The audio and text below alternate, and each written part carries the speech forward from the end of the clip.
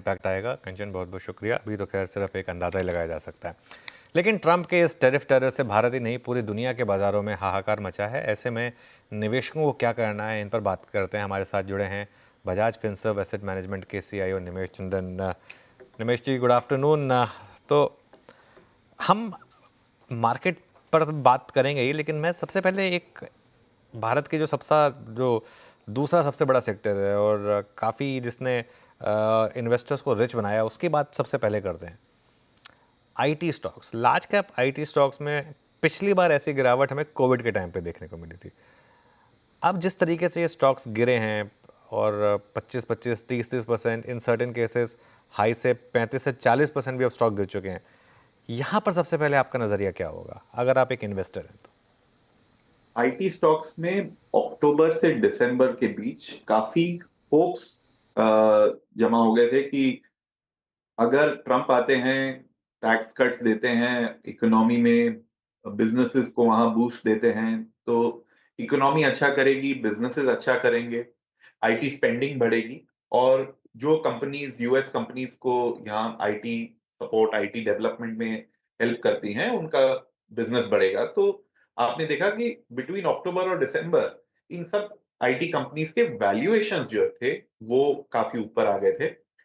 फिर हुआ डिसअपॉइंटमेंट का टाइम, जहां पे बिटवीन जनवरी टू नाउ जैसे जैसे ट्रम्प के अनाउंसमेंट आते रहे, लोग अब चिंता में हैं कि यूएस से रिसेशन की तरफ जा रहा है। यूएस इकोनॉमी जो है वो ग्रोथ स्लो डाउन और हाई इन्फ्लेशन यानी स्टैगफ्लेशन की तरफ जा रही है। तो इसमें जो बिजनेस अनसर्टेनिटी, इन्वेस्टमेंट अनसर्टेनिटी रहेगी यूएस में, उस वजह से आईटी को नेगेटिव इम्पैक्ट आ सकता है अब। तो इस वजह से वो जो एक री रेटिंग का फेज आया था, वो एक्चुअली नीचे आ गया है। तो आपने देखा होगा कि जो आंकड़े अभी आप बता रहे थे, एस्टिमेट्स जो नेक्स्ट ईयर के हैं, उनमें ज्यादा परसेंटेज चेंज नहीं है ग्रोथ में जो लोग अभी एस्टिमेट कर रहे हैं। बट एक जो रीवैल्यूएशन, री रेटिंग जो हुई थी, वो अब डी रेटिंग हो गई है। लार्ज कैप आईटी एक्चुअली अब फ्री कैश फ्लो या उनकी डिविडेंड यील्ड के हिसाब से देखें तो अट्रैक्टिवली अवेलेबल है। बट ट्रिगर्स जो है वो मिसिंग है और लोग घबराए हुए हैं कि यूएस इकोनॉमी रिसेशन में जाएगी तो इन कंपनीज के बिजनेस को बहुत ही इम्पैक्ट होगा। मीनवाइल मार्केट अभी भी डील होके काफ़ी करीब 370 पॉइंट नीचे। निमेश जी, मार्केट पर क्या व्यू बन रहा है ओवरऑल? क्योंकि पिछले 6 महीने काफ़ी टफ रहे हैं। हमने 2-3 रैलीज देखी लेकिन वो टिकी नहीं।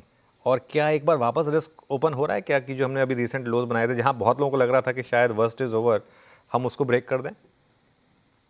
तो शायद मैं अभी बुलिश अगर कॉल दूंगा तो सरप्राइज लगेगा लोगों को। लेकिन मेरा स्टांस काफी समय से, बजाज फिनसर्व एएमसी का स्टांस यही रहा है कि large cap companies attractive levels पे हैं बाइंग के लिए।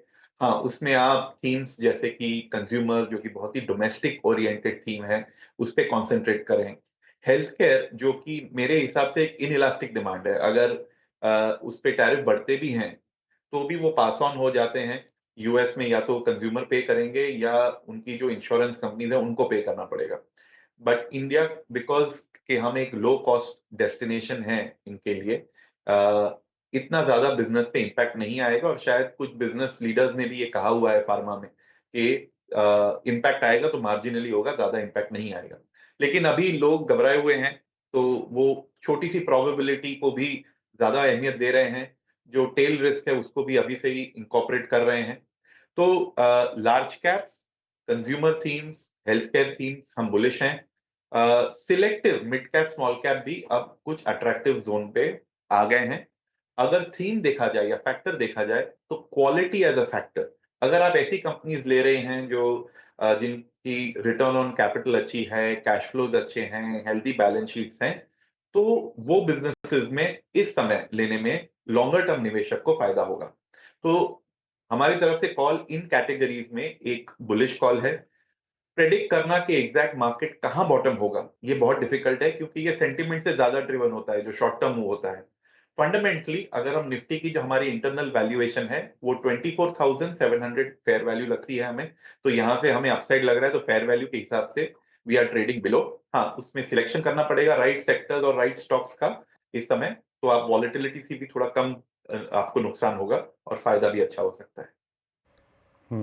निमेश जी नमस्कार, वीरेंद्र बोल रहा हूँ। बैंक्स को और एनबीएफसीज को यहाँ से आप क्या बाय करना चाहेंगे? अब मैं इसलिए कह रहा हूँ, जब आप स्लो डाउन की फियर के बीच में जब आप आईटी पे अपना ऐसा व्यू शेयर कर रहे हैं, हमने बैंकों पे और एनबीएफसीज की तेज़ी देखी। 22,000 से लेकर 23,800 के सफ़र में बैंकों ने अच्छी तेज़ी दिखाई, प्राइवेट बैंक्स ने, एनबीएफसीज ने अच्छी तेज़ी दिखाई।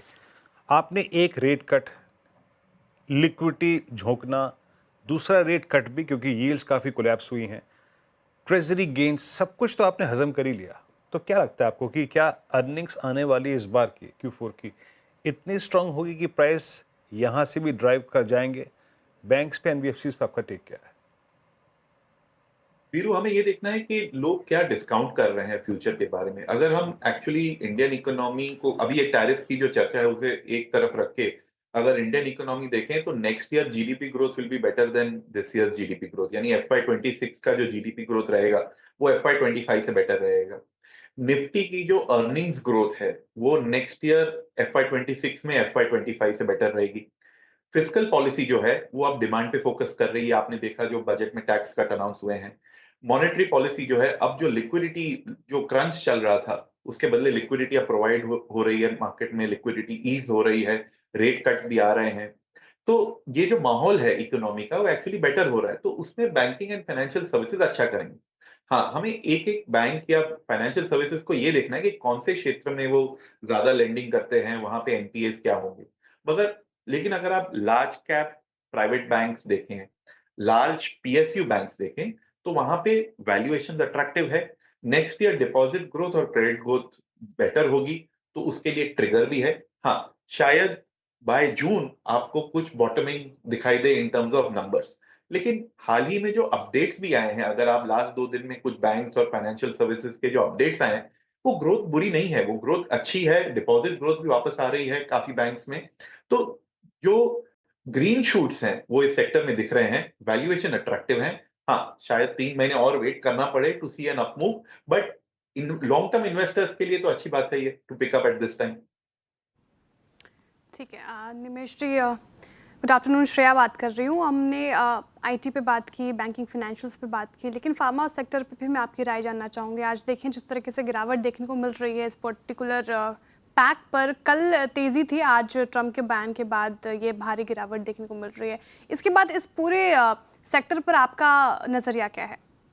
देखिए क्या होता है कि जब किसी चीज की अनसर्टेनिटी होती है, मार्केट को पता नहीं होता कि नेक्स्ट ईयर के आंकड़े क्या होंगे, एग्जैक्टली टैक्सेस क्या होंगे। उस अनसर्टेनिटी से टिपिकली इन्वेस्टर्स क्या करते हैं, वो ईपीएस या प्रॉफिट एस्टिमेट नहीं कर पाते, तो वो जो वैल्यूएशन है उसे कम कर देते हैं। तो ईपीएस एग्जैक्ट ना मिले तो प्राइस टू अर्निंग रेशियो थोड़ी देर के लिए कम करके रखो, ताकि हम अनसर्टेनिटी को फैक्टर कर ले। जैसे ही वो अनसर्टेनिटी को सर्टेनिटी बन जाती है, जब क्लियर हो जाता है कि हाँ ये टैक्सेस होंगे, तो लोग अपने आंकड़े बना के उसे वापस रीरेट कर देते हैं। फार्मा जैसा सेक्टर, अगर आप सोचिए कि यूएस जितने भी उनकी जो फार्मा इंपोर्ट्स हैं, उन पे अगर टैक्सेस बढ़ा दे, सपोज के मैं एक एग्जांपल लेता हूं कि 25% से अगर बढ़ा दे, तो अल्टीमेटली ऐसा नहीं होगा कि फार्मा डिमांड कम हो जाएगी या सडनली आप यूएस में सारे फार्मा प्लांट्स बना लोगे, अप्रूवल्स ले लोगे, मैन्युफैक्चर कर लोगे। ये जो इंक्रीज कॉस्ट है अल्टीमेटली वो कंज्यूमर को पास ऑन होगी, और वहां पे अगर इंश्योरेंस जो कंपनीज कंज्यूमर्स को सपोर्ट कर रही हैं, उनके प्रीमियम्स बढ़ेंगे क्योंकि उनको ये पे करना पड़ेगा। तो ऐसा नहीं है कि जस्ट बिकॉज टैरिफ बढ़ गया फार्मा प्रोडक्ट्स पे ये एक फार्मा की डिमांड कम हो जाएगी। India is a pharmacy to the world. हम लो कॉस्ट मैन्युफैक्चरिंग यहाँ पे करते हैं और आर&डी और रिसर्च एंड डेवलपमेंट में भी सपोर्ट करते हैं यूएस कंपनीज को। तो we are actually providing good cost benefit to the economy. अगर वो टैक्स बढ़ाते हैं तो अल्टीमेटली उनके कंज्यूमर्स को भी हिट लेना पड़ेगा। तो ये जो है अनसर्टेनिटी एक बार निकल गई तो I think health care sector for the rest of the year बहुत अच्छे रिटर्न्स बना सकते हैं। बिल्कुल। अच्छा, आपने कहा कि आप काफ़ी बुलिश हैं बजाज फिनसर्व एएमसी पर। तो आपके हिसाब से क्या फैक्टर मार्केट को यहाँ से लीड करेगा, और कौन से क्योंकि आप स्टॉक स्पेसिफिक बात नहीं करेंगे, कौन सी बड़ी थीम यहाँ से मार्केट को लीड करेंगी? अनुज, क्या हो रहा है कि लास्ट 3 महीने में लोग हेडलाइंस पे रिएक्ट कर रहे हैं, घबरा रहे हैं वर्ड सुन के कि देखो हम बहुत ज्यादा टैरिफ लगाएंगे, जैसे पहला देखा नहीं है वैसा टैरिफ लगाएंगे। All the statements are coming, tweets पे रिएक्ट कर रहे हैं हम लोग। लोग फंडामेंटल्स पे इतना ध्यान नहीं दे रहे हैं क्योंकि उनके लिए पूरा अटेंशन है वो ये ट्वीट्स पे या अनाउंसमेंट्स पे लगा हुआ है। काफी ऐसे सेक्टर्स हैं जहां पे वो डोमेस्टिक सेक्टर्स हैं, इतने इम्पैक्टेड नहीं है, वहां पे थिंग्स आर गेटिंग बेटर।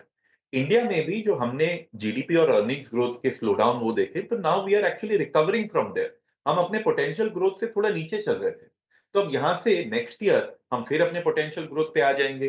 तो domestic sectors will do well. Export की हमारी इतनी डिपेंडेंसी नहीं है। तो एंड जो हम एक्सपोर्ट कर रहे हैं वो भी, जैसे मैंने कहा, फार्मास्यूटिकल्स जैसा एक सेक्टर है जो इनइलास्टिक डिमांड है। और कुछ ऐसे सेक्टर्स भी हैं जो बेनिफिट करेंगे, बिकॉज अगर हम पे टैरिफ लग रहे हैं तो आसपास की दूसरी कंट्रीज पे भी ज्यादा टैरिफ लग रहे हैं, तो वो कॉम्पिटिटिव हो जाते हैं। तो लोग अभी जो हैं वो, बिकॉज ये नेचुरल टेंडेंसी है, एक बिहेवियर और सेंटिमेंट होता है कि जब लोग घबराए हुए होते हैं तब वो एक्सेल शीट पे नंबर्स नहीं देखते, वो सिर्फ हेडलाइंस देखते रहते हैं कि क्या नेक्स्ट न्यूज जो आ रही है उस पर रिएक्ट करते हैं। तो मेरे हिसाब से थिंग्स आर गेटिंग बेटर। जो जनवरी से इंडियन इकोनॉमी के पॉजिटिव न्यूज आते जा रहे हैं। रूपी भी स्टेबलाइज हो गया, इनफैक्ट आज तो हमने थोड़ी सी अप्रिसिएशन ली है। हमारे रिजर्व्स बढ़ रहे हैं। तो macro economic, corporate sector, we are seeing के बहुत सारे ग्रीन शूट्स हैं, पॉजिटिव सिग्नल्स हैं। लेकिन ये सब एक अनसर्टेनिटी जो टैरिफ ने क्रिएट की है उसके अंडर रेडार, बिलो रेडार चल रहे हैं। जैसे ही क्लैरिटी आएगी मेरे हिसाब से मार्केट, ऐसे नहीं है कि एक शार्प बाउंस आएगा, बट स्लोली अपने फेयर वैल्यू की तरफ मूव होना शुरू हो जाएगा। ओके अच्छा निमेश जी, अभी क्वार्टरली अपडेट्स आने शुरू हुए, उसमें आपने एफएमसीजी के 2 तो एटलीस्ट क्वार्टरली अपडेट्स पढ़ ही लिए होंगे। आई मीन स्टिल आप और मैं शायद एक ट्रेंड एस्टेब्लिश करने में अभी भी सक्षम ना रहें, क्योंकि कुछ कंपनियों के कुछ प्रोडक्ट्स अच्छे नहीं करते तो उनका क्वार्टरली अपडेट खराब हो जाता है। तो अभी आप एफएमसीजी में, since we are now heading towards almost monsoon, हम उसके बारे में बात भी करना शुरू कर देंगे कुछ दिनों में। एफएमसीजी में कोई कॉल लिया है आपने वहाँ पे, या फिर केस टू केस चल रहा है आप स्टॉक्स टू स्टॉक? एफएमसीजी से लेके मैं रियल एस्टेट तक सारे कंजम्पशन स्टॉक्स पे मैं बुलिश हूँ। सारे कंजम्पशन सेक्टर्स पे मैं बुलिश हूँ, सॉरी नॉट स्टॉक्स। बट उसमें जो होता है इन सेक्टर्स में और सब इंडस्ट्रीज में हमें स्टॉक्स ऐसे चूज करने हैं जिनके जो ग्रोथ रेट है वो बाकी रेस्ट ऑफ द सेक्टर से बेटर है, या उनके जो प्रॉफिट्स के एस्टिमेट्स हैं बाकी कंपनीज से जो उनके पीयर ग्रुप से बेटर है। तो सिलेक्शन हमें उसमें करना पड़ता है। लेकिन जैसे मैंने कहा कि नेक्स्ट ईयर कंजम्पशन में ट्रिगर्स बहुत हैं। अगर आप देखें in terms of tax cuts, lower interest rates, जनवरी 2026 में 8th पे कमीशन के भी पे रिविजन्स आएंगे, सैलरी रिविजन्स आएंगे। तो ये सारे जो हैं वो एक पॉजिटिव बूस्ट देते हैं टू द कंजम्पशन सेक्टर्स। अब उसमें हमें चूज करना है कि कौन सी कंपनीज ऐसी हैं जो अपने मार्केट शेयर डिफेंड कर पा रही हैं, जो अच्छे मार्जिन ले पा रही हैं, जिनके न्यू प्रोडक्ट इंट्रोडक्शंस हैं। तो उसमें हम चूज करते रहते हैं कि कौन सी कंपनी एक से दूसरी बेटर है। कुछ कंपनीज ऐसी हैं जिनके जो अभी इनिशियल जो एस्टिमेट्स आए हैं, एक आध जो बिकॉज ऑफ उनकी कंपनी स्पेसिफिक या सेक्टर सेगमेंट स्पेसिफिक कुछ इश्यूज रहे हैं तो उसलिए वो स्लो हैं। कुछ कंपनीज जो हैं वो एक्चुअली बेटर ग्रोथ कर रही हैं और रिकवरी देख रही है मार्केट में। कंजम्पशन एक लॉन्गर टर्म स्टोरी है जहां पे स्केलेबिलिटी इज वेरी हाई। आपको नेक्स्ट 10 साल तक आपको एक अच्छी स्टेडी ग्रोथ मिल सकती है in the consumer sector. Demographic dividend, higher income growth, ये सब एक पॉजिटिव है इंडियन कंजम्पशन स्पेस के बारे में। हाँ, लेकिन आपको चूज वो कंपनीज करनी है जो अच्छा ग्रोथ कर सके। इस समय इट इज वेरी इंपॉर्टेंट कि कंजम्पशन स्पेस देखें, क्योंकि ये सेक्टर बहुत कम, आई मीन अपने एवरेज से कम वैल्यूएशन पे ट्रेड कर रहा है, बहुत अट्रैक्टिव वैल्यूएशन पे ट्रेड कर रहा है। तो इसमें अगर आप अच्छी कंपनी चुन लें, देखिए अच्छे आंकड़े और अच्छे वैल्यूएशन एक साथ आपको नहीं मिलेंगे। तो आपको ये देखना है कि कहां रिकवरी आ सकती है, लेकिन आज वैल्यूएशन मुझे अच्छे मिल रहे हैं और उन कंपनीज को चूज करना है। ठीक है, बहुत शुक्रिया निमेश जी हमारे साथ जुड़ने के लिए, आज तमाम सवालों की डिटेल में आंसर देने के लिए बहुत शुक्रिया आपके समय के लिए। चलिए अब क्लोजिंग की तरफ बढ़ रहे हैं।